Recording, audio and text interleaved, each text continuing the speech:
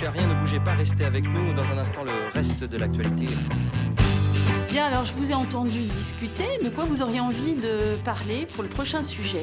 On voudrait parler des Miss. Est-ce que ces concours, ils peuvent encore avoir lieu avec les mouvements #MeToo, Balance ton port, etc. Les Miss, c'est un sujet qui vous fédère tous. Vous êtes intéressés? Vous avez regardé les concours de Miss? Osez avouer. Le Miss, c'est quand même un concours de filles qui défilent en maillot de bain sur scène. Alors est-ce que ça vaut vraiment le coup de regarder ça? C'est bien de regarder. Déjà, on voit leur niveau intellectuel. Et aussi, on a toujours du suspense. Vous en pensez, Zélie? On n'était pas tous d'accord pour choisir un sujet sur les Miss. On trouvait ça ringard. Est-ce qu'on se lance quand même? On y va.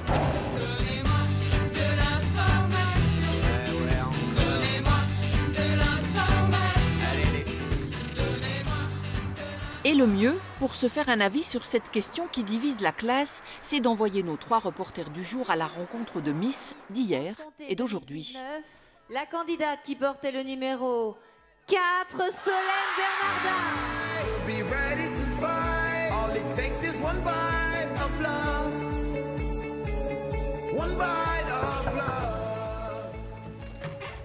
Bonjour.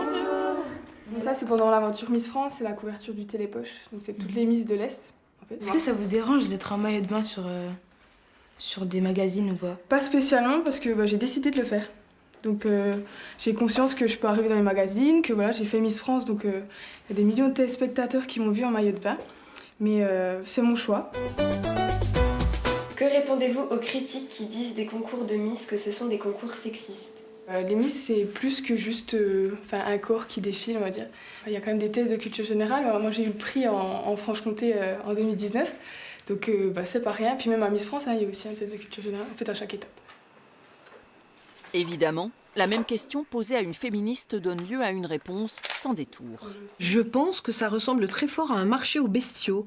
C'est-à-dire que sur un marché aux bestiaux, notamment pour les vaches, on regarde quel type de sein elles ont, comment sont accrochées les mamelles, comment elles pillent, comment est la croupe. Pour moi, c'est exactement la même chose, un défilé de Miss. C'est pour représenter la France, c'est pas pour donner une mauvaise image, je sais pas. Parce que le fait qu'on mette 10 ou 15, 20 filles sur un podium, ça représente la France. La France, est-ce que c'est pas plutôt de la littérature, des gens qui fabriquent des fusées, des avions, des gens qui font des œuvres d'art? Est-ce que c'est une belle femme qui passe sur un podium? La France, c'est ça, la France. Non. Étonnés de voir que le sujet est réellement source de polémique, Lini, Elena et Dia ont donc donné rendez-vous à une ancienne Miss devenue médecin pour savoir si avec le recul elle regrette d'avoir participé au concours. Ça m'a permis d'être moins timide en tout cas, d'aller vers les gens et je pense qu'au contraire ça montre que nous les femmes on peut être courageuses, on peut aller au-delà de ce qui pourrait être pour nous des blocages. On est ambitieuses aussi parce que c'est quand même ambitieux de faire ça.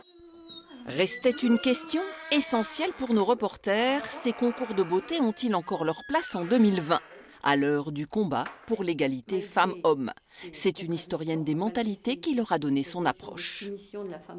Au cours des siècles, la femme, elle a toujours eu une image, c'est « sois belle et tais-toi ». Ça, c'est vraiment quelque chose qu'on dit encore aujourd'hui, très souvent. Mais autrefois, on le disait beaucoup parce que la femme devait représenter la beauté et surtout se taire parce que les hommes, pour la dominer, ont évité de l'envoyer à l'école.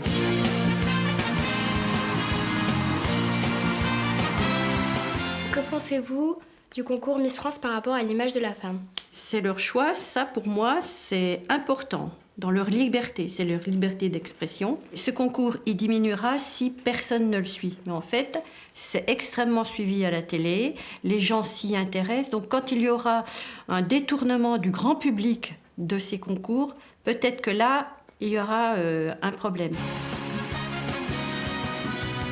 Un débat largement ouvert donc, avec des arguments de part et d'autre et des opinions qui, à l'issue du tournage, sont restées bien tranchées.